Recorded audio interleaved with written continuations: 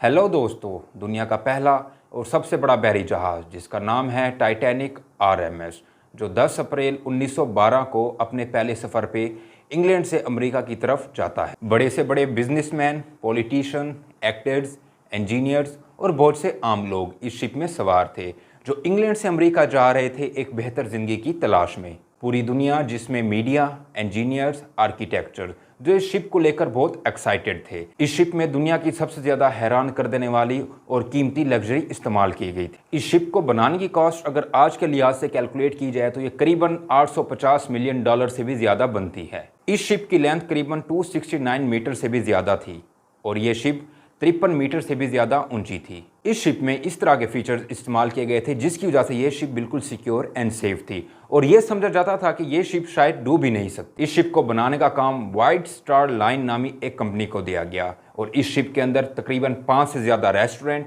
3 से ज़्यादा barber shop, gym और दूसरी फैसिलिटीज़ भी शामिल थी। इस शिप को बनाने वाली कंपनी के सीईओ इस शिप को लेकर इतने एक्साइटेड और कॉन्फिडेंट थे कि उन्होंने शिप का सफ़र शुरू होने से चंद दिन पहले ही पब्लिकली आकर ये अनाउंसमेंट किया कि ये शिप अनसिंकेबल है। जी हाँ, ये शिप अनसिंकेबल है, ये शिप डूब ही नहीं सकता, जिसको सुनकर पूरी दुनिया के लोगों में इस शिप की तरफ एक्साइटमेंट और ज़्यादा बढ़ गई। 12 अप्रैल 1912 को जब टाइटैनिक आरएमएस अपने पहले सफ़र पर इंग्लैंड से अमेरिका की तरफ जाता है तो शिप को पहले दिन ही समंदर में बर्फ का सामना करना पड़ता है। समंदर में सफ़र करने वाले शिप के लिए ये कोई आम बात नहीं थी, इसलिए टाइटैनिक आरएमएस को 2 बार अपना रास्ता तब्दील करना पड़ता है। ठीक 2 दिन बाद यानी 14 अप्रैल 1912 को टाइटैनिक आरएमएस को एक बार फिर से आइस वार्निंग दी जाती है, लेकिन कैप्टन स्मिथ, जो कि इस शिप के कैप्टन हैं, वो इन वार्निंग्स को इग्नोर करते हैं और शिप की स्पीड मेंटेन रखते हुए अपना सफ़र जारी रखते हैं। आहिस्ता आहिस्ता रात ढलने लगती है और टेम्परेचर गिरने लगता है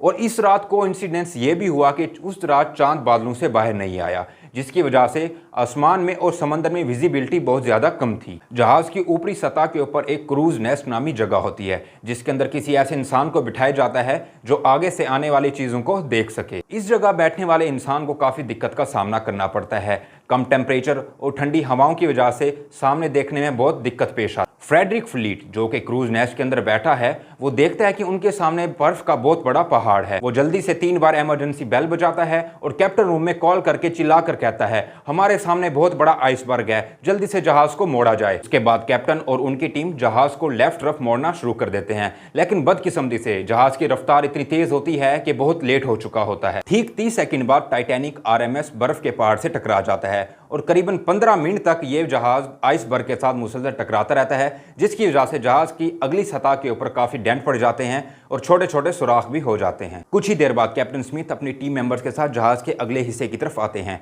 और जब कैलकुलेशन करते हैं तो उन्हें मालूम होता है कि ये शिप कुछ ही देर में मुकम्मल तौर पर डूब जाएगा। जी हाँ, ये सुनकर तमाम लोग शॉक्ड हो जाते हैं और ये वही शिप था जिसको ये लोग कहते थे अनसिंकेबल, यानी कि ये शिप डूब ही नहीं सकता। टकराव इतना जोरदार था कि जहाज के कंपार्टमेंट्स में पानी भरना शुरू हो जाता है और जहाज के 6 कंपार्टमेंट में पानी भर जाता है, जिसका मतलब है कि अब जहाज को डूबने से कोई भी नहीं बचा सकता। जैक फिलिप वो शख्स था जिसको अगर इस कहानी का हीरो कहा जाए तो गलत ना होगा। जी हाँ, जैक फिलिप एक रेडियो ऑपरेटर था जो कि मुसलसल एक के बाद एक डिस्ट्रेस सिग्नल साथ वाली करीबी शिप को भेजने लगा और जैक फिलिप की लगातार मेहनत के बाद आखिरकार एक शिप से सिग्नल का जवाब आया और उस शिप ने टाइटैनिक आरएमएस की तरफ अपना रुख किया और टाइटैनिक आरएमएस के लोगों को बचाने के लिए निकल पड़ा। उस जहाज का फासला टाइटैनिक आरएमएस से करीबन 110 किलोमीटर का फासला था। अगर वो जहाज अपनी फुल स्पीड पे भी आता तो उसको टाइटैनिक आरएमएस तक पहुंचने के लिए कम से कम भी 3 से 4 घंटे लाजमी लगने थे। टाइम बहुत कम था और पैसेंजर बहुत ज़्यादा थे। इस सिचुएशन को देखते हुए जहाज़ के कैप्टन स्मिथ ने यह ऑर्डर दिया कि सबसे पहले बच्चों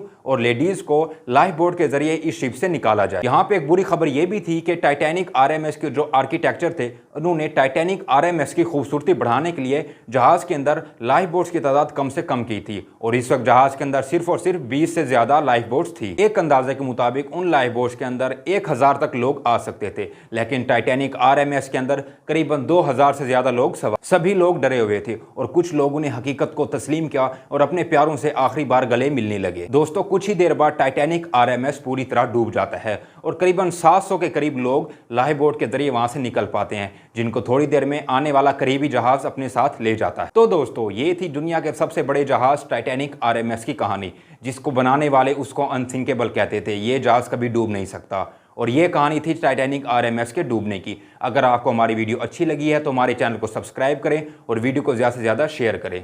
थैंक यू।